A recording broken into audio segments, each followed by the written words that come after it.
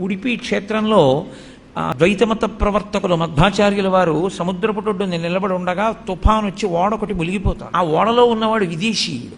ఆయన ఒడ్డు వంక చూసేటప్పటికీ మధ్వాచార్యుల వారు వెడుతున్నారు అక్కడ కాషాయం బట్టలు కట్టుకొని.